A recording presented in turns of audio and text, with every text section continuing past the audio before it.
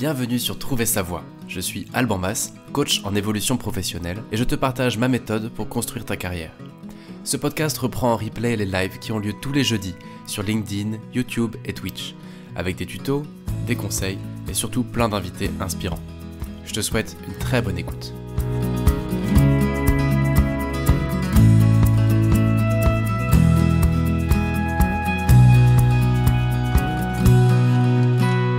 Bienvenue à tous, bienvenue à toutes. Un épisode de plus sur Trouver sa voie. On arrive bientôt au 100e. Aujourd'hui, on a un invité pas comme les autres parce que ça fait plus de 20 ans qu'il bosse son sujet, qu'il a monté une boîte juste incroyable. Et donc, heureux de t'accueillir, David Bernard, cofondateur et CEO d'Assess First, au micro de Trouver sa voie.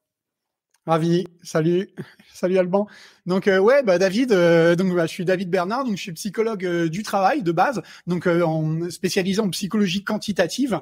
Donc pour faire très court, pour les personnes qui connaissent peut-être pas, la psychologie quantitative, en gros, c'est la branche de la psychologie qui va chercher à mesurer ce qu'on appelle les différences inter et intra-individuelles. C'est comment est-ce qu'on peut mettre des chiffres sur les talents, le potentiel, les talents naturels des individus. Et généralement dans le but de prendre de meilleures décisions, ça peut être dans le cadre du recrutement ou dans le cadre du développement des talents, tout simplement, quoi. Allez, reviens un peu sur les débuts parce que ça là, t'en parles naturellement, mais en gros c'est toute ta vie. T'as baigné dedans dès le début en faisant des études de psycho quantitative, c'est ça? Ouais, carrément. En fait, je peux comprendre déjà, moi, j'ai toujours été passionné de tout ce qui a trait à justement la psychologie, c'est-à-dire il y a une question qui m'obsédait, c'était de me dire, c'est quand même dingue dans la vie. Souvent, tu as des situations, tu as la même situation, tu vas avoir deux personnes qui vont être dans cette même situation. Il y en a une, par exemple, dans un travail qui va s'éclater, qui va atteindre des résultats incroyables, et l'autre, dans la même situation, même job, même manager, même boîte, même culture, en fait, qui va vivre le truc complètement différemment. C'est-à-dire qu'il va pas forcément être très heureuse, qui va arriver le matin en traînant la patte ou qui va pas réussir à atteindre ses objectifs. Et je me suis dit, j'ai commencé à m'interroger, à me dire, mais pourquoi en fait? Parce que quand c'est des contextes différents, tu peux très bien comprendre. Quand c'est le même contexte, et en fait, c'est là où tu te dis, en fait, c'est ultra important de bien comprendre qui sont les individus, tu vois. C'est-à-dire que aujourd'hui, tu as quand même encore beaucoup de boîtes qui, lorsqu'elles recrutent, regardent le CV, les écoles fréquentées. Il faut que tu aies fait les 3 ans d'expérience mandatory dans le même type de job ou le même secteur que celui pour lequel tu postules. Mais en fait, ces éléments-là, aujourd'hui, on sait qu'ils prédisent pas la réussite au travail. Ce qui va prédire la réussite au travail, c'est qui est l'individu, de quoi il est réellement capable et surtout qui il pourrait devenir s'il était positionné dans un contexte qui favorise l'expression de son potentiel et de ses talents, tout simplement. Ouais. Et ça se mesure en psychologie quantitative, c'est ça? C'est ça, exactement. Tu sais, moi, j'ai commencé, j'avais plutôt une orientation un peu clinique au départ en psycho, enfin, une orientation générale, mais un peu clinique. Et en fait, à l'occasion d'un premier stage que j'ai fait dans un hôpital psychiatrique, j'ai vu des gars qui parlaient à leur brosse à dents toute la journée. Donc, je me suis dit, ça va pas le faire, en fait, tu vois. Enfin, après, il faut des gens qui s'en occupent et c'est très bien, mais je me voyais pas, tu vois, évoluer là-dedans. Ouais. Et donc, après un stage en cabinet de conseil en recrutement, enfin, c'est à l'occasion d'un stage dans un cabinet de conseil en recrutement à Nancy, cabinet Turca. Et là, j'ai découvert tout ce qui avait trait à les tests de personnalité, toutes ces choses-là, même avant de l'étudier pendant mes cours de psychologie. Et puis, j'ai eu l'occasion de développer un premier test, justement, d'évaluation du potentiel entrepreneurial, justement, à l'occasion de ce stage. Et puis ensuite, j'ai développé un autre test dans un autre stage que j'ai fait quand je suis arrivé à Paris. Et très naturellement, en fait, je me suis dit, voilà, je veux bosser là-dedans. Donc, en gros, j'ai postulé chez tous les éditeurs de tests en ligne. De tests, pardon, mais c'était pas encore en ligne à l'époque. Ouais. Et donc, j'ai essuyé, 7 ou 8 refus. Et là, je me suis dit, purée, ça va pas le faire, quoi, tu vois. Et qu'est-ce que je vais faire de ma vie? Et 3 jours après, je reçois un mail qui avait été envoyé à tous les David Bernard de France. Donc, un ami d'enfance, Alexis, avec lequel j'ai monté Assess First, qui arrivait sur Paris et qui me dit, tiens, apparemment, t'es sur Paris, est-ce qu'on peut se voir si tu veux? Et là, je lui dis, ouais, et génial. Donc, on va boire un verre ensemble, côté du parc Monceau, je crois. Et ouais, donc je lui raconte un peu où j'en suis, mes projets, et je lui dis, écoute, ça me saoule, là, je crois que je vais me lancer parce que je trouve pas de job, Mais moi, je suis très bon en psycho. Bon, je me suis mis un peu au développement parce que j'avais développé un test, mais bon, pas au point de créer une application en ligne, tu vois. On avait pressé des CD, c'était en Visual Basic et tout à l'époque. Et il me dit, moi, je suis développeur. Et je me dis, non. Et de là est parti à Salesforce. Voilà. De là est parti à Salesforce. C'est drôle. Il n'y avait pas encore Facebook à ce moment-là. Le mec envoie un non, mail. Il n'y avait pas encore. Non, il y avait copain d'avant, je crois. Ah ouais. Mais bon, déjà, là, avec ce début de parcours, tu illustres un truc auquel je tiens beaucoup, moi, et j'arrête pas de redire au micro tout le temps. C'est au fond de la rencontre naît l'opportunité. Tu avais ton idée, tu as ton truc, mais ça prend pas encore forme. Paf, tu as une rencontre, le bon gars au bon moment. Et là, tu as tes réponses, quoi. Et d'où l'importance de pas être coincé chez soi. On va parler aujourd'hui de tests, de ce qu'on fait derrière l'ordi, de mieux se connaître, mais j'insisterai jamais assez. Et je crois qu'on partage cette approche-là, de dire c'est aussi important d'être dans la vie et d'échanger et de laisser la rencontre créer des opportunités, quoi. Ouais, carrément. Carrément. En fait, le truc, c'est que je me dis, les opportunités, en vrai, après, ça peut faire un peu citation, un peu comme ça, mais en fait, les opportunités sont vraiment partout, tu vois. C'est vraiment le regard que tu portes sur le monde qui t'entoure, et ça peut être dans la vie personnelle, ça peut être dans le business, ça peut être dans tout. Tu te rends compte, quand tu enlèves certaines barrières mentales, que en fait, t'as qu'à ouvrir les yeux. Et après, ça veut pas dire que ça va marcher à chaque fois. Ça veut pas dire que c'est la bonne opportunité à chaque fois. Mais plus tu essayes de choses, plus t'as de probabilité, en effet, de transformer, quoi. Ouais. Je fais un petit coucou au passage à Wendy qui nous a rejoint et qui nous dit bonjour. Donc, salut Wendy. En 2 mots, l'aventure Assess First. Du coup, tu discutes avec ton pote et vous dites, OK, on va monter le truc ensemble. Ça, c'était il y a 20 ans? Ouais, c'était il y a 22 ans. C'était ma dernière année de psycho. Okay. Non, attends. Oui, c'est ça, parce que j'avais commencé mes recherches d'emploi avant d'avoir terminé. Et en fait, donc on s'y est mis, tu vois, on a commencé à travailler. Au départ, c'était sur son canapé. Il avait un appart dans le 15e. Ensuite, on a ouvert la boîte le 28 août 2002 à 16h30, je me souviens, on avait déposé les petits. Et puis là, on s'est installé dans une pépinière d'entreprise à Saint-Cloud, sous le pont de la 13.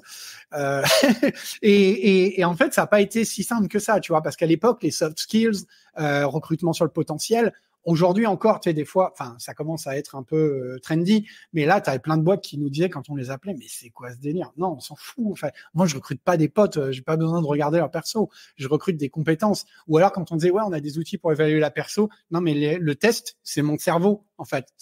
Moi, je serre la main du gars, je sais comment il est. J'ai pas besoin de... Tu vois, on parlait pas encore de psychologie cognitif, tous ces trucs-là. Et puis, on a avancé pendant 3 ans, compliqué, pas trop de clients, on faisait beaucoup de conseils pour arriver à faire rentrer un peu d'argent. Moi, j'ai eu jusqu'à 3 petits jobs en simultané, tu sais, que je faisais soit les week-ends ou le soir, ou même le matin parfois avant de commencer. Et puis un jour, on s'est retrouvé 136 € sur le compte en banque, la dèche. Mon associé qui me dit, putain, va falloir fermer, franchement, c'est l'horreur. Et je lui dis, t'inquiète, je suis pas mystique, mais il va se passer un truc. Et on va pas attendre, en se posant sur une pierre et en attendant que ça tombe, mais on va redoubler d'efforts. Et là, on reçoit un coup de fil. 3 jours après, Cécile Moulard, directrice marketing Europe de Mythique, qui dit, voilà, j'ai lu des articles que vous avez écrits sur la perso, tout ça, je trouve ça hyper intéressant. Il se trouve qu'on a lancé un appel d'offres pour créer un nouveau site de rencontre par affinité psychologique, ce qu'allait devenir Mythic Affinity. Donc, il y avait des gens qui avaient postulé de partout en Europe. Elle me dit, mais on a bien aimé votre approche, est-ce que vous voulez postuler? Bien sûr, sinon on va crever. Et nous à 130 balles. C'est passionnant. Donc, je n'avais pas dit ça à l'époque. Et puis, donc, on a répondu, on a remporté l'appel d'offres. Je sais plus combien on a, 250 000 balles, je crois. Et puis, ça nous a fait un peu comme le CID, tu vois, une capitale d'amorçage. Et 3 ans après, quoi. Et du coup, on a eu premier bureau dans le Sentier. Ensuite, on a pu recruter un petit peu. Mais ça a été long, tu vois, parce qu'au départ, on était dans une approche, justement, pour rentrer un peu dans le sujet, dans une approche très descriptive. C'est-à-dire, on avait développé des outils pour évaluer le potentiel des candidats. Donc, sur capacité cognitive, la vitesse à laquelle ils pensent, qu'ils sont capables d'apprendre, leur motivation, ce qui va les mettre en mouvement, ce qui les passionne, et la personnalité. Enfin, à l'époque, on avait même beaucoup plus de tests que ça. On en avait une dizaine, quinzaine. On avait beaucoup de trucs. Et puis, mais on était dans une approche descriptive. C'est-à-dire qu'en gros, le candidat, il passait le test. Il avait été invité par le recruteur. Et le recruteur, il récupérait quoi? Le descriptif. Il avait comment il fonctionne en situation normale, de stress, qu'est-ce qui le motive, à quel niveau il se situe sur les aptitudes. ça te donne des infos en plus, ça te permet de fiabiliser. Mais on s'est rendu compte petit à petit qu'il y avait une pièce qui manquait dans le puzzle. C'est-à-dire que, tu sais, dans le recrutement, le plus important, à mon sens, hein, c'est bien définir les critères que tu vas rechercher chez tes candidats. Parce que tu peux avoir les meilleurs outils du monde, faire les meilleurs entretiens du monde, être le plus précis au monde et te dire mon candidat, il est comme ça, bam, bam, bam, bam, ma candidate comme ça, nanana. Mais si tu sais pas sur quoi tu vas te décider, par exemple, introverti, extraverti, c'est mieux d'être introverti ou d'être extraverti? Si je te dis pour un job de sales, par exemple, tu vas me dire, oh, bah, faut mieux être extraverti. Non, ça, c'est un peu. Ouais, mais en vrai, ça dépend. Pour vendre quoi? Dans quel type de boîte? Sur quel type de marché? Avec quel type de client? C'est clair, il y a un biais, sur ce genre de boulot, il y a un biais de ouf. Tu dis, bah, il faut qu'il soit besoin d'action, extraversion plus, individualiste et orienté résultat, quoi, en gros. Voilà, et puis mis en mouvement par la recherche de l'argent. Mais en fait, ce que je veux dire, c'est que ça, ce sont des représentations mentales qu'on a, tu vois, parce qu'on a baigné, on a vu des exemples de commerciaux, Jean-Michel, le vendeur de bagnole, machin, blabla, le truc à l'ancien. Mais aujourd'hui, par exemple, tout ça, ça a évolué. Aujourd'hui, tu peux faire de la vente, par exemple, en étant derrière ton ordi, en envoyant des séquences. Bon, à un moment donné, il va falloir parler quand même aux prospects, mais ce que je veux dire, c'est qu'en fonction de là où tu interviens dans le cycle de vente, par exemple, t'as pas forcément besoin d'être ultra extraverti. Tu vois. Et donc, du coup, on s'est dit, bah, il faut créer un système qui permette aux entreprises, aux recruteurs, aux recruteuses, de vraiment qualifier, d'arriver à identifier ces prédicteurs de la réussite. Et ensuite, bah, arriver à créer des algorithmes qui vont mettre en relation, en gros, prendre le profil d'un candidat et le regarder au travers du prisme des qualités attendues pour le job. Et c'est là qu'on s'est mis à faire ce qu'on appelle du prédictif. Donc, l'approche prédictive, c'est vraiment être en capacité d'anticiper la faculté à réussir, à délivrer du résultat, et la faculté aussi des candidats à être heureux dans le job. Pourquoi? Parce que un job dans lequel tu es heureux, bah, c'est un job dans lequel tu auras plus de probabilité de rester. Et quand tu es une boîte, ça ne fait pas sens de recruter quelqu'un qui peut réussir, qui peut cartonner, si cette personne, au bout de 6 mois, au bout de 9 mois, elle va se barrer, tu vois. Parce que turnover, ça te coûte un fric monstre, 50 000 € en moyenne, par recrutement raté. Donc, voilà. Ouais. C'est deuxième parallèle que j'ai envie de faire avec l'autre côté de la barrière, côté candidat. Hein. Dans les personnes qui nous écoutent, il y a à la fois des recruteurs, des DRH, des coachs, des accompagnants, et puis il y a aussi plein de gens qui se posent des questions pour leur propre carrière. C'est l'objectif de ce podcast. Ce que tu dis là, c'est une autre idée un peu phare du truc. Hein. C'est oublions un peu de raisonner métier, quoi.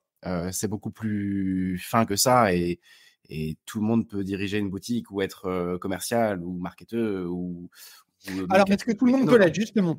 En tout cas, si moi j'avais, parmi les conseils à donner et surtout la vision, si tu veux, tu vois, qu'on a en psycho sur comment dire, le fait de trouver un job. Tu sais, des fois, on dit, il faut que tu trouves le job qui te correspond. Ouais, c'est ça, mon idée. On casse l'idée de métier, quoi. Ouais, exact. En fait, ce qu'il faut bien comprendre, c'est que tout doit partir de l'individu. Tu vois, si tu veux être heureux dans un job et être performant, réussir, c'est-à-dire t'éclater, avoir l'impression d'être dans à la fois la facilité, mais aussi le challenge, sans que ce soit écrasant parce que tu vas devoir te tordre dans tous les sens. En fait, c'est indispensable déjà, premier point, apprendre à se connaître, comprendre de quoi on est fait, comprendre pourquoi tu es bon naturellement. Pourquoi? Parce que si jamais tu fais comme beaucoup de gens, tu suis les conseils, les injonctions, ça peut être du système éducatif, de tes parents, de la société, peu importe. Tu dis, ouais, pour réussir, faut être avocat ou médecin, ou faut être ingénieur, ou j'en sais rien, tu vois, peu importe. En fait, tu pars pas de toi, tu pars de ce qui va être prestigieux, de ce qui est attendu. Mais qu'est-ce que t'en sais, au fond, que la personne que tu es, tes ressources naturelles, vont pouvoir être exploitées et pouvoir être mises à contribution là-dedans. En fait, ce qu'il faut bien comprendre, c'est qu'on a tous des talents naturels. On a tous des caractéristiques qui nous singularisent, qui font de nous des êtres uniques. Par exemple, si tu regardes la personnalité, tu as plein de traits de personnalité, on en évalue une vingtaine par exemple avec Assessper, mais tu as un des grands modèles, le modèle en 5 grands facteurs, océan, ouverture, caractère consciencieux, extraversion, agréabilité, névrosisme. En fait, on va tous varier sur ces critères-là. Attends, va pas trop vite. Prenons juste 2 secondes pour se poser sur ces 5. C'est ça qu'on appelle le Big Five ou c'est encore autre chose? Ouais, c'est le Big Five, exactement. Donc, on l'appelle en français aussi le modèle océan, même en anglais d'ailleurs. Donc, le O, c'est l'ouverture. Donc, quand on parle d'ouverture, c'est pas l'ouverture aux autres, c'est plus l'ouverture à la nouveauté, l'ouverture, aussi quand même à la différence. C'est une ouverture vraiment plus de type intellectuel.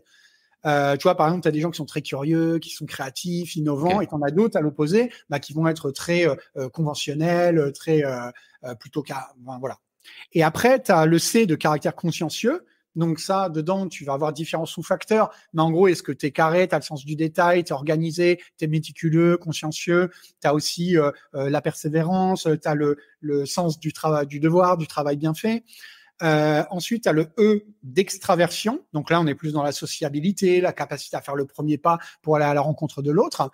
Ensuite, tu as le A. Ça, c'est le A de agréabilité. Donc, c'est un terme un peu bizarre en français. Mais l'agréabilité, ça va être, on va dire, le caractère sympathique qui met l'empathie. Enfin, sympathie, empathie, c'est pas la même chose. Mais en gros, c'est un gros facteur. Tu peux y trouver aussi la capacité à faire preuve d'empathie, à se mettre à la place des autres, à s'investir affectivement dans la relation de manière mesurée. Oui, parce que tu peux être introverti et très empathique, etc. Bien sûr. Ouais. Et exactement. C'est des critères qui sont, les Big Five, ils sont indépendants les uns des autres. Ouais. C'est-à-dire que tu peux être très fort sur l'un, très fort sur l'autre, ou fort, faible, fort, faible, peu importe. Et après, tu as le plus beau pour la fin, le N de névrosisme, qui est la capacité, qui vient de névrose. Il est beau, celui-là. Voilà, capacité à réagir négativement à des stimulations négatives, tu vois, anxiété, dépression. Alors souvent, dans les tests qui ont vocation à être utilisés dans le cadre professionnel, on va l'aborder dans son inverse, qui est l'équilibre personnel. C'est-à-dire quel est le degré de tension interne que tu as. La tension n'étant pas forcément quelque chose de mal, hein. C'est aussi ce qui va faire ta réactivité. Après, la coloration émotionnelle qui va être donnée à cette tension, c'est-à-dire est-ce que tu es plutôt quelqu'un qui voit le verre à moitié vide, le verre à moitié plein. Tu vas me dire, bien sûr, ça dépend des moments de la vie.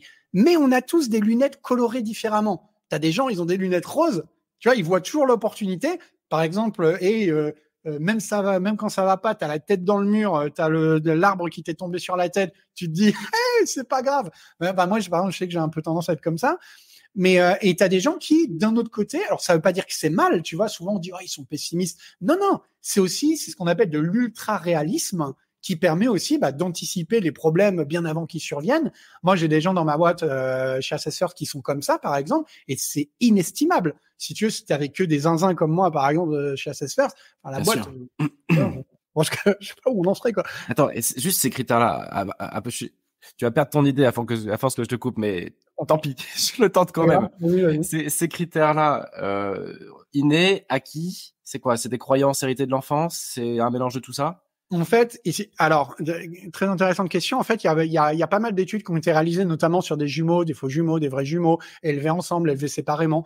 Et pour voir, tu vois, essayer d'appréhender quelle est la part de l'inné, quelle est la part de ce qui est acquis. Et en fait, on se rend compte que c'est à peu près 50-50, tu vois. C'est-à-dire que, bien évidemment, il faut bien comprendre que il y a un substrat biologique, même à la personnalité. Par exemple, si tu regardes les gens qui sont les introvertis, les extravertis, les introvertis, on a un cerveau, un système nerveux central qui est beaucoup plus facilement excitable que les extravertis. Ça veut dire quoi? Ça veut dire, par exemple, peut-être que s'il y a beaucoup de lumière, beaucoup de stimulation sociale, trop de musique, trop fort, par exemple, tu es dans un open space, ça te casse la tête, tu vas avoir besoin de beaucoup de temps, tu vois, pour te recharger après, je sais pas, avoir été dans un event de networking ou une soirée entre amis.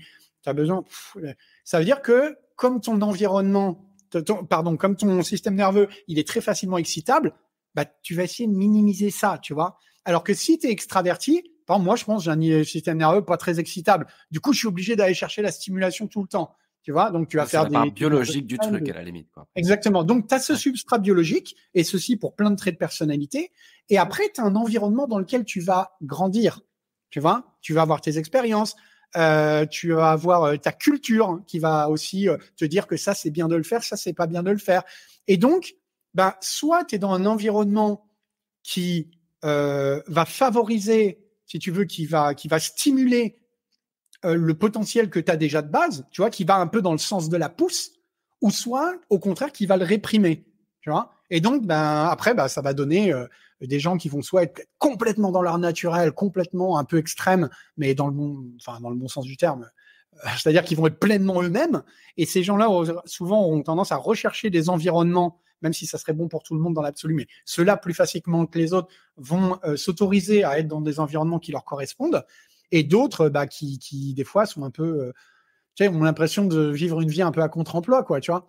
C'est-à-dire, toi, tu as envie, je sais pas, de t'exprimer, tu as envie d'exprimer ta créativité, mais tu as été élevé dans une famille qui te dit non, faut être sérieux, ça, tu le fais pendant tes loisirs, tu feras du théâtre le dimanche, enfin le samedi ou le mercredi après-midi, mais là, on va faire des trucs sérieux, quoi. Tu vois, tu vas faire tes maths et puis te taire. Et ça, c'est toute la partie acquis par l'éducation, les expériences de la vie, etc., quoi. Et comment ça marche au fond, le prédictif? Tu vois, il y a 5 traits de personnalité. Toi, t'en conclus un peu plus. Enfin, tu vas un peu au-delà, t'en sors une vingtaine, c'est ça? Ouais, c'est ça, une vingtaine. En fait, si tu veux, dans l'approche prédictive, déjà, quand tu veux faire des prévisions, tu sais, te dire, voilà, j'ai un candidat, j'ai plein de data sur lui, sur elle, et je vais essayer de comprendre dans quel type de job il va pouvoir s'éclater et réussir. La première chose, déjà, c'est d'intégrer les facteurs dont on sait qu'ils ont un pouvoir prédicteur. Aujourd'hui, par exemple, les années que tu as passées à l'école, ça ne prédit pas, hein, marrant ça fait des, donc ça ne prédit pas la réussite au travail. Les expériences, les années d'expérience dans des jobs antérieurs, ça ne prédit pas la réussite au travail ni l'épanouissement. Ce qui va prédire ta capacité à réussir, c'est tes capacités cognitives, c'est-à-dire quel niveau de complexité tu es capable de gérer, à quelle vitesse tu es capable de penser, comment est-ce que tu es capable d'apprendre. Ça, c'est la première chose. Deuxième chose, tes motivations. Qu'est-ce qui te motive? Quels sont tes besoins fondamentaux? C'est quoi que tu vas chercher à satisfaire au quotidien? Est-ce que tu as besoin de variété, de changement souvent? Est-ce que tu as besoin d'argent? Est-ce que tu as besoin de contact avec les autres? Est-ce que tu as besoin de relations authentiques? Blablabla. Bla, bla, bla. On en a une vingtaine également. Et après, tu as ta personnalité. C'est-à-dire, dans quel sens ton naturel t'emmène? Est-ce que tu es, ce qu'on disait tout à l'heure, est-ce que tu es un extraverti ou pas? Est-ce que tu es un créatif ou pas? Est-ce que tu es rigoureux ou pas? Est-ce que tu contrôles tes émotions ou pas? Et comme ça, tu as une vingtaine de traits. Donc ça, c'est la première chose. Attends, je rembobine juste pour assimiler le truc, et puis ça aidera peut-être aussi ceux qui nous écoutent en replay à assimiler aussi. Donc, tes capacités cognitives, tes motivations intrinsèques primaires, quoi, on va dire, et tes traits de personnalité. Exactement. Okay. En fait, le prédictif, ça marche comme ça. C'est-à-dire que tu vas demander à des candidats de compléter leur profil. Ça se passe au travers de tests. Alors, aujourd'hui, c'est plus les tests à l'ancienne, hyper chiant, tu vois, ça a été gamifié. Je les ai passés d'ailleurs. C'est très, très, très agréable, ouais. Très cool. Et ensuite, une fois que tu as passé ces tests-là, il y a plein de data, ce qu'on appelle des data points, en fait, qui sont recueillis sur toi, ton mode de fonctionnement. Donc, bien sûr, quand tu es candidat, nous, on donne à chaque candidat un feedback complet sur son profil. Et côté recruteur, ils ont la possibilité de rapprocher le profil de ces candidats par rapport à ce qu'on appelle des modèles prédictifs. Un modèle prédictif, c'est quoi? Eh bien, c'est tout simplement, c'est une sorte de profil idéal, on va dire. Par exemple, tu te dis, tiens, je recherche un BDR, SDR, un business developer. Quels sont les traits qu'on va attendre? Peut-être quelqu'un, justement, qui a une capacité d'écoute, une capacité à structurer son approche, une capacité à répondre de manière créative face aux objections qu'il peut recevoir, la persévérance, quelqu'un qui va au-delà des tâches prescrites. Et en fait, tu vois, tu vas superposer les deux. Après, c'est un peu plus compliqué que ça, mais je donne une image. En gros, c'est comme si tu superposais le profil idéal, le profil du candidat, tu regardais. Et en fait, tu as toute une série d'algorithmes, en fait. Enfin, tu as nos algorithmes qui vont tourner, qui vont prendre en compte les phénomènes de compensation, l'importance plus ou moins forte de tel ou tel critère. Et ensuite, tu vas avoir un pourcentage d'adéquation, de matching, donc qui va de 0 à 100. Donc 0, ça veut dire que tu n'es pas du tout fait pour le job. Tu peux y aller, hein, mais en fait, quand tu te lèves, tu vas à droite et à chaque fois, il faudra aller à gauche. Donc, tu vois ce que je veux dire, c'est que, en fait, l'idée, le recrutement prédictif, l'idée fondatrice, c'est de se dire, on va essayer d'identifier des gens dont les comportements naturels sont alignés par rapport à ce qu'il faut pour réussir dans le job. Parce que le fameux ce qu'il faut, c'est pas une approche métier comme il y a dans les années 80, c'est un client qui te dit, chez nous, la culture, c'est ça, les clients, ils ont besoin de ça, du coup, nos commerciaux, ils ont besoin d'être plutôt comme ça. C'est ça? C'est propre à chaque. Ouais, exactement. En fait, il y a différentes manières. C'est très intéressant, très important la question que tu viens de poser. En fait, il y a différentes manières de définir ces modèles prédictifs. La première, c'est de te dire, pick and choose, tu choisis, pam, pam, pam, faut qu'il soit comme ci, comme ci, comme ça. Bon, C'est mieux que de rien faire parce qu'au moins ça t'oblige à le formaliser, mais c'est pas ouf. Ouais, t'as tous les biais cognitifs de la personne qui va décider déjà. Bah exactement. Pardon, je t'ai coupé. Ouais. Après, tu peux dire, on va regarder ce qu'on appelle des modèles de benchmark. C'est-à-dire qu'aujourd'hui, par exemple, tu as plus de 5 millions de personnes sur Assessors qui ont passé leur profil. Donc, tu peux dire, on va compiler, on va regarder tous les BDR, SDR qui ont passé Assessors et on va essayer de regarder est-ce qu'ils ont quelque chose en commun. Est-ce qu'il y a un ou des patterns différents qui ressortent et qui les distinguent de la population générale. Ça, c'est bien aussi, mais ça te permet pas de comprendre ce qui fait le job chez toi dans ton univers ultra spécifique. Après, ce que tu peux faire et qui cartonne, mais vraiment, enfin, quand tu es recruteur, enfin, quand tu es une boîte et que tu veux fiabiliser ton recrutement, il n'y a pas mieux, c'est de te dire, bon, allez, j'en ai déjà 10 dans la boîte, 10, 12, 15. Je leur demande de passer Assess First. Donc là, tu as le profil des 15. Toi, dans l'app, le seul truc que tu as à me faire, c'est un rating en 5 étoiles sur degré de performance. Donc, pam, pam, pam, pam, pam. Donc, très en dessous des attentes, un peu en dessous des attentes, conforme, dépasse les attentes et exceptionnel. Et tu peux avoir un deuxième critère qui est la qualité de l'attitude. C'est-à-dire, est-ce que la personne, dans son attitude, elle correspond par rapport à la culture de la boîte? C'est-à-dire, tu sais, tu peux être très bon en sales, mais avoir un comportement détestable avec tes collègues ou ton boss ou ta boss. Et donc, tu as d'un côté qui ils sont, de l'autre côté, ce qu'ils délivrent en poste. Tu appuies sur un bouton, on va cruncher toutes les datas, on va analyser, on va te dire, bah tiens, si tu veux recruter des gens qui cartonnent et qui sont heureux, qui restent chez toi, eh ben voilà les quelques traits qui sont importants. Ouais. Alors après, on peut se dire, ouais, mais on va cloner, blablabla. En fait, non, on clone pas parce que nous, on évalue plus de 50 critères et sur les modèles prédictifs, peut-être qu'on va en intégrer 8, 10, 12. Donc, bien sûr que sur ces critères-là, on attend des choses très précises. Mais ça serait comme se dire, par exemple, je veux recruter une équipe de foot, je regarde pas si les gens, je m'en fous de savoir s'ils sont à l'aise avec un ballon, s'ils arrivent à courir plus de 20 mètres sans être essoufflés, par exemple, et s'ils ont une bonne intelligence spatiale pour se représenter sur le terrain. Bien sûr, il faut que tout le monde ait ça. Tu vois ce que je veux dire? Ouais, bien sûr. Après, d'autres critères, la taille du gars, j'en sais rien. Oui, et puis de toute façon, rien que les gens qui vont postuler, ça va déjà créer de l'aléatoire dans le truc. Qui va postuler, quel profil, pour quelle raison. Exactement.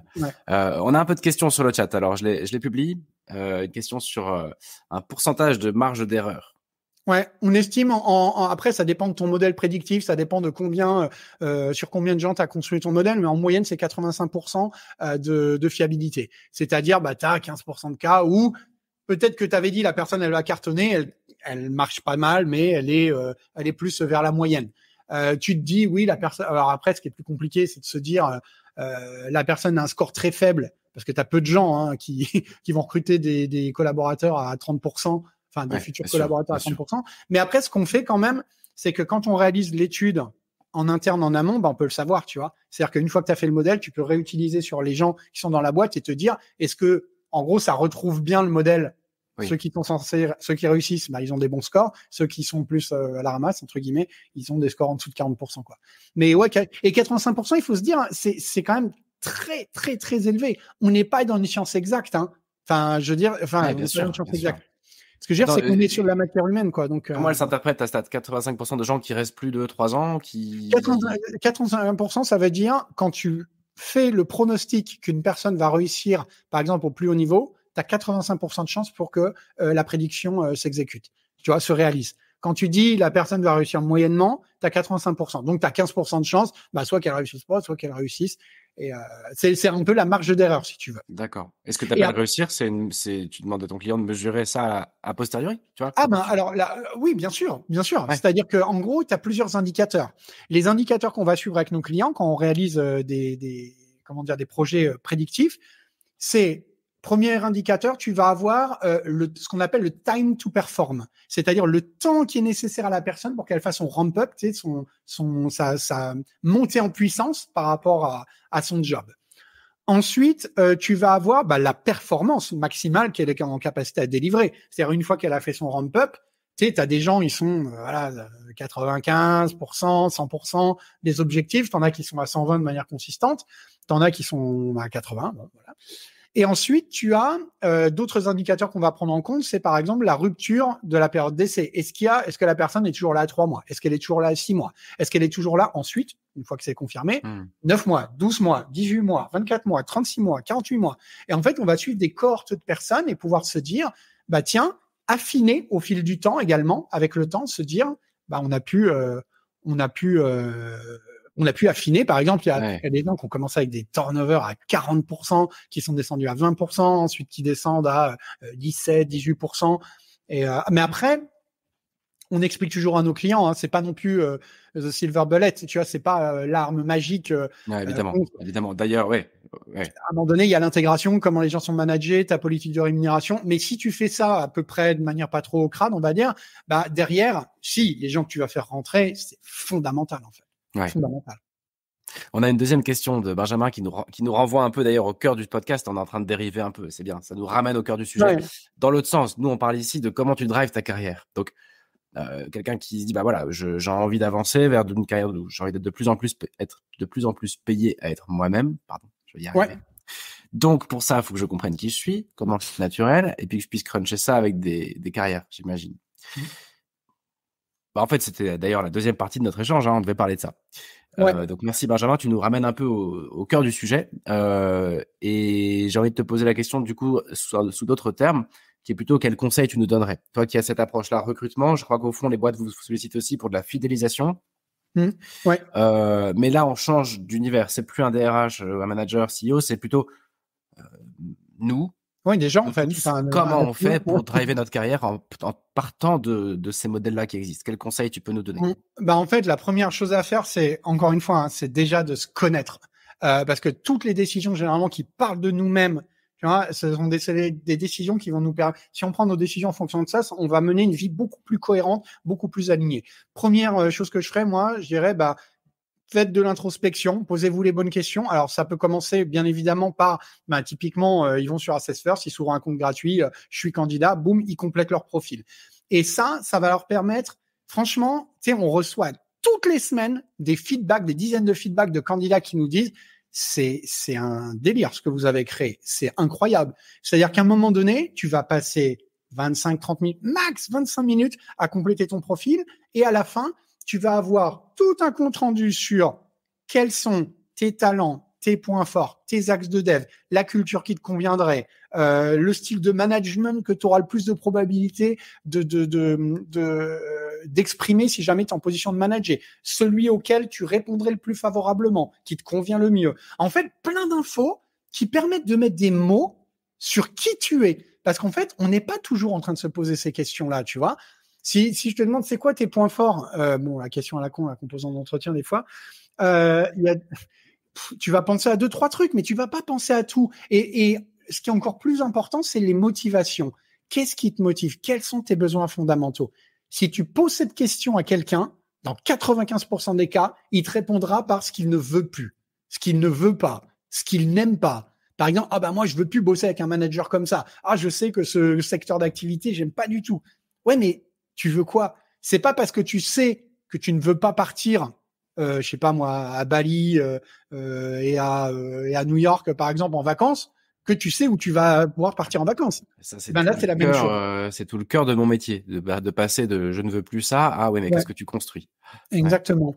Et en fait, une fois que tu te connais mieux, ensuite vient la deuxième partie qui est de se dire, maintenant, voilà, j'ai l'état de mes talents, enfin l'état des lieux de mes talents et de mes besoins fondamentaux.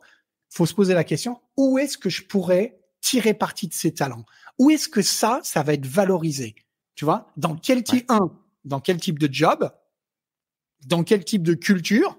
Alors après, ça peut être dans quelle taille de boîte et ainsi de suite, parce que forcément, il y a des environnements qui vont faciliter l'expression de certains besoins et d'autres, ça va pas le faire. Tu vois, par exemple, j'en sais rien, mais si t'as un besoin de pouvoir, de gravir les échelons qui est absolument incroyable et tu postules dans une boîte familiale où tous les postes, ils sont verrouillés par la famille, par exemple, ça va pas le faire, en fait. Enfin, tu vas pas, à un moment donné, tu rencontres un plafond de verre.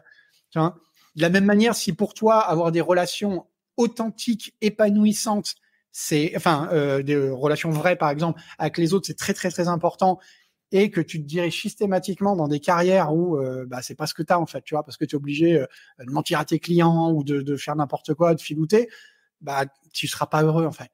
Et donc on a créé un petit module d'orientation qui permet aussi aux candidats de se comparer à partir de leur profil, d'avoir une idée des types de jobs et des types de secteurs qui pourraient leur correspondre.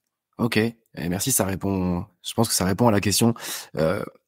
Tu vois, dans la vingtaine de compétences, enfin pas de compétences, mais de traits de personnalité que vous avez modélisés, je sais pas exactement si tu vis les choses comme ça, mais moi quand j'accompagne quelqu'un, souvent il y a des traits de personnalité qui va tellement mal percevoir, il va se dire comment est-ce que je peux gommer ce défaut.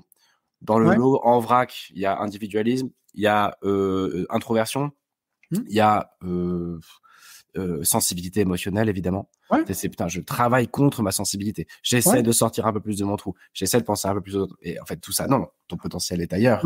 Fonce. Est-ce que tu as aussi ce phénomène-là, au fond, d'avoir des traits de personnalité stars et des traits de personnalité moins politiquement corrects que les gens essaient de gommer au lieu de les épouser et de potentialiser, tu vois? Oui, bien sûr. En fait, tu as ce qu'on appelle une désirabilité. En psychologie, tu as une désirabilité de certains traits. Par exemple, c'est mieux d'être proactif plutôt que d'être passif, tu vois, d'être là, d'attendre que les choses se passent. Mais et quand tu demandes dans la société, carrément tout le monde va être content, enfin va être d'accord pour te dire ça. Après, le truc, c'est que il y a deux approches dans le cadre du développement. Tu as une approche un peu classique qui consiste à dire, tu as des points forts, tu as des points faibles. Il faut que tu bosses tes points faibles pour en faire des points forts. Et tu vas être un être complet, complètement accompli et blablabla. Et tu pourras faire tout ce que tu veux dans la vie. Je crois pas trop à celle-là. Non, c'est de la connerie en fait, ça marche pas. Il y a rien de pire. En fait, tu vas te cramer à bosser des choses qui ne sont pas ton naturel. En fait, ce qu'il faut faire, c'est bien sûr, tu as des points forts, bien sûr, tu as des points faibles. Tes points faibles, tu les bosses juste ce qu'il faut pour qu'ils ne soient plus des handicaps ni pour toi ni pour les autres. Si par exemple ton manque chronique d'organisation fait que tu es toujours en retard, c'est le bordel, et tu mets les autres dans l'embarras, tu les empêches d'avancer sur les projets, il faut quand même le bosser un peu, avoir quelques techniques d'organisation. Par contre, cherche pas à être un as là-dedans, ça ne va pas. Ton cerveau est pas câblé là-dessus. Tu vois ce que je veux dire? C'est mieux de se dire, je suis déjà bon en créativité, je suis déjà bon en leadership, peut-être que je vais bosser là-dessus pour crever le plafond. Et en fait, ce qu'il faut bien comprendre aussi, c'est que moi, ce que j'invite à faire, toutes les personnes qui nous regardent, c'est à s'accepter. Ce que je veux dire, ça sert à rien de passer pour qui on n'est pas. Tu vois ce que je veux dire? Si tu n'es pas créatif, cherche pas à être le plus créatif de la bande. Si jamais tu es introverti, kiffe ton introversion. Trouve des jobs dans lesquels tu pourras t'éclater à être introverti. De toute manière, c'est comme quelqu'un, tu vois, qui a un vertige de malade, mais maladif, et qui dit, je veux conduire des grues, ouais, tu peux, mais tu vas vomir tous les matins avant d'aller au boulot, quoi. Donc, il y a aucun intérêt, tu vois. Et on s'en fout de ce que se pense la société, qu'elle dise oui, les introvertis sont comme si les extravertis. En fait, on n'a qu'une vie, on va pas la passer, je veux dire, avec des espèces d'injonctions à la con, tu vois. C'est comme même un autre critère, tu vois, même par exemple sur les aptitudes, les gens n'acceptent pas des fois de se dire parce que tu te dis bon, à la limite, la perso, je suis comme je suis, mes motivations, j'aime ce que j'aime. Même les capacités intellectuelles. Tu as des gens qui sont ultra brillants, ils ont c'est bien, tant mieux pour eux. Être dans la moyenne, c'est pas grave. C'est pas grave. Ouais, puis tu as tellement d'exemples de plein de gens qui ont fait des trucs de fou dans tout style de personnalité, et de carrière et de secteur. Bien sûr, bien sûr. Et toute la difficulté, je trouve, tu vois, tu prêches un converti, on va pas débattre parce qu'on va vraiment dans le même sens là-dessus. Pour moi, la difficulté est d'identifier, c'est ce que tu proposes avec Assess First. En deux, d'accepter, de dire attends, moi je suis sensible et introverti, merde, ça m'a joué des tours. Non, c'est ton potentiel. Mais donc commence par l'accepter, ça c'est le deuxième point. Troisième point, potentialiser, c'est-à-dire maintenant c'est bon, c'est décidé, je vais être payé et bien payé à être sensible et introverti. Ouais. C'est là que ça devient un petit peu plus chaud à court terme de valider le truc parce que le gap est parfois un peu important entre là où tu es aujourd'hui et une carrière où tu es payé 4000 balles par mois tout en étant très introverti et très sensible. Mais il n'y a rien d'impossible à long terme. Et ton histoire le raconte d'ailleurs avec Assess First. Et c'est un peu ça. Moi, je crois qu'on oublie un peu de parler de temporalité souvent et qu'on est un peu comme des enfants gâtés à dire il faut tout de suite que je puisse faire le bon move. Attends, ce move à horizon de 10 ans, il peut marcher, quoi. Ouais, exactement. Tu sais, c'est la phrase, là, je sais plus qui disait ça, mais on sous-estime ce qu'on peut faire en un an, mais Non. On surestime ce qu'on peut faire en un an, on sous-estime en 10. En un an, on sous-estime ce qu'on peut faire en 10 ans. Mais les changements peuvent être incroyables. Et tu sais, à un moment donné, à partir du moment où l'inconfort est suffisamment fort, moi, après, c'est une croyance, hein, mais je crois que, de toute façon, tu te mets en mouvement. Et même, j'ai envie de te dire, bon, déjà, il y a de plus en plus de boîtes quand même qui s'ouvrent à ça, tu vois, qui s'ouvrent, qui comprennent tout ce dont on est en train de parler. Alors, c'est pas encore la majorité, mais vraiment, ça s'accélère. Là, on en observe un truc comme ça. Après, ce qu'il faut se dire aussi, c'est que si jamais ça le fait pas, tu peux toujours créer ta propre activité. En vrai, tu vois ce que je veux dire? C'est-à-dire que moi, par exemple, très rapidement, je me suis rendu compte que ça n'allait pas le faire. Je n'allais pas pouvoir travailler pour une boîte. Tu vois, mes premières expériences, mes petits jobs, je me suis dit, attends, non, je ne supporte pas de recevoir des ordres, en plus de personnes, tu vois, qui me semblent un peu zinzin. Et je veux dire, non, je ne peux pas. C'est impossible pour moi. Ça met en péril ma santé psychologique. Donc, bah, tu te démerdes, en fait. Et tu vois, c'est tellement insupportable que j'ai préféré pendant 3 ans, 4 ans, vivre dans une dèche, un peu. Non, mais c'est ce que j'allais dire. C'est ce que tu dis. C'est tellement vrai. Et à la fois aujourd'hui, si tu regardes Insta, si tu regardes LinkedIn, ça prône l'immédiateté, la facilité. Ton chemin, il n'a pas été facile, tu vois. Ça fait 3-4 ans que ça cartonne, ou 5-6 ans, je sais plus, mais là, tu cartonnes, c'est énorme. Et regarde le chemin, quoi. Et j'en reviens vraiment à cette temporalité. Et ouais, le chemin, c'est pas un lit de rose, quoi. Ouais, et tu vois, pour rebondir sur ce que tu dis, d'où l'importance de faire quelque chose que t'aimes. C'est pareil, hein, ce qui compte, c'est pas la destination, c'est le voyage. Putain, c'est vrai en fait, tu vois. En fait, moi, je te dis, hein, j'ai bossé comme un chien, tu vois. Si on me regarde d'extérieur, on dit le mec il est complètement taré. Il a bossé des fois 16 heures par jour et tout. Il le passait tout son temps libre, tout son truc à taffer pendant des années. Ouais, mais je m'éclatais en fait. Content de faire ça. Tu vois, et je n'ai pas l'impression, je n'ai sincèrement pas l'impression. Des fois, quand on me dit, oh, t'as du taf, des fois, je dis non, j'ai jamais bossé de ma vie en fait. Je me suis toujours amusé, tu vois. Et je crois que ce que tu dis, c'est super important. C'est aussi une idée que j'essaie de véhiculer au micro de ce podcast, c'est de dire, si tu nous écoutes et que tu as un peu un rêve, il est probable que tu rêves l'aboutissement du truc. Ah, quand je vendrai ma startup plusieurs millions. Ah, quand je serai une chanteuse connue. Ah, quand j'aurai ma vie de freelance avec ma plante verte, mon MacBook et mon machin. Ça, c'est l'aboutissement. L'aboutissement, il va prendre 10, 15, 20, 30, 40 ans, ou 3 ans, ou 3 jours si tu as du bol. Mais dans tous les cas, quand tu l'auras, tu ne seras pas plus heureux que ça. L'aboutissement, c'est pas ça qui rend heureux. Et donc, est-ce que, au fond, le sujet, c'est pas est-ce que quand tu seras une chanteuse connue, tu vas kiffer. Est-ce que tu kiffes dès maintenant passer 10 heures par jour à chanter et dans un troquet avec ton tabouret et ta guitare. Est-ce que tu kiffes être derrière ton Mac dès maintenant et te bouffer de la créa du matin au soir 10 heures par jour dès maintenant? Est-ce que tu kiffes, tu veux être coach reconnu, machin? Est-ce que tu kiffes être de 9h à 18h? Moi, c'est mon quotidien, de 9h à 18h, le cul sur une chaise en face de quelqu'un qui te raconte ses problèmes. C'est ça. Et si tu peux répondre oui à cette question, est-ce que tu kiffes développer des tests dans ton garage à 16 heures par jour?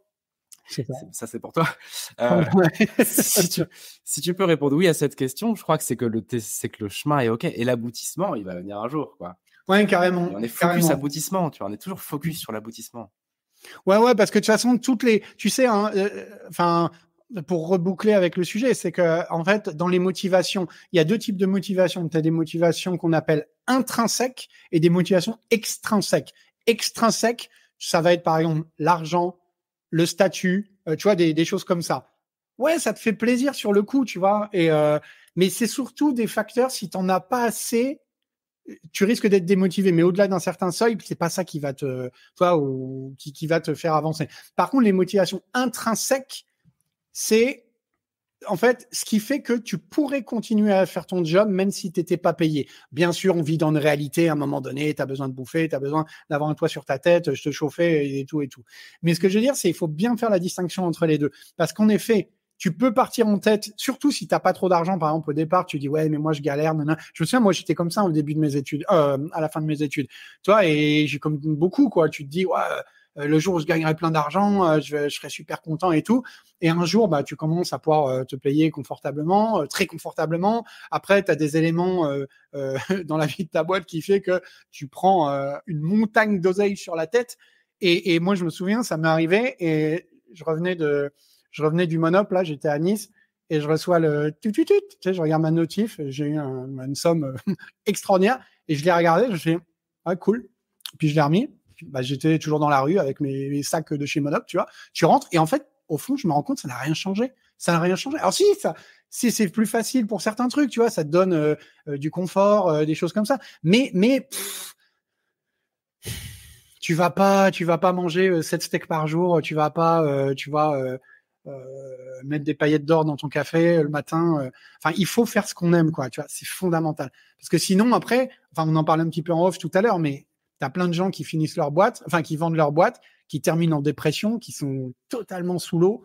Et tout à fait. Ouais, on parlait d'une étude que je suis en train de lire de Yale où ils ont mesuré des cohortes d'entrepreneurs qui ont vendu leur boîte plusieurs millions et ils ont mesuré le phénomène dépressif après la vente de la boîte. Alors bon, bref, on n'a pas le temps ici, mais je ferai un truc là-dessus un jour. Et c'est vrai, en fait, quand il y a plus de chemin, bah il y a plus de kiff. Ouais.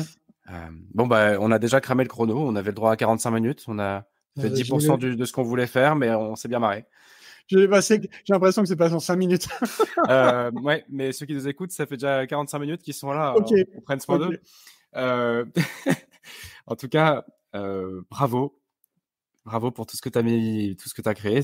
Franchement, c'est impressionnant. Et puis, merci. Est-ce que tu as un dernier petit conseil à nous laisser, un petit call to action pour ceux qui nous écoutent avant de reposer le micro? Ouais, carrément. Alors, juste pour je prends ton bravo et je te remercie, mais c'est surtout, enfin, c'est aussi et surtout un travail collectif, tu sais. Ça c'est vraiment s'entourer des bonnes personnes et, enfin, sans toutes les personnes qui bossent chez Assess First, tu vois, clairement, j'aurais pas accompli ce qu'on accomplit aujourd'hui. Et ouais. Message, ouais. Et si j'avais une chose, un petit message, franchement, je les invite à aller sur Assess First. Et encore une fois, enfin, c'est gratuit, hein. Donc moi, j'ai rien à y gagner, mais je vous invite. L'épisode n'est pas sponsorisé, malheureusement. Voilà. Mais je vous invite vraiment, vraiment, vraiment à aller sur www.assessfirst.com et vous créez un compte. Je suis un candidat. Vous complétez votre profil. Ensuite, bah, vous avez vos tests et tout. Vous aurez votre profil. Vous pouvez même l'utiliser après, mettre le lien quand vous envoyez vos candidatures. Ça permet de montrer pas seulement votre CV, mais également qui vous êtes. On a de plus en plus, on a 3500 clients dans 40 pays, donc les recruteurs, ils nous connaissent, ils seront contents que vous envoyiez que vous envoyez votre profil, et ça vous permettra de vous démarquer. Et surtout, si vous n'avez pas un profil très conventionnel ou que vous avez une histoire un peu pas chaotique, mais pas rectiligne en tout cas, ça peut vous permettre de mettre plus de chances de votre côté, quoi. Voilà. Merci David. Merci Alban, merci à tout le monde. On repose le micro. À la prochaine. À plus, ciao.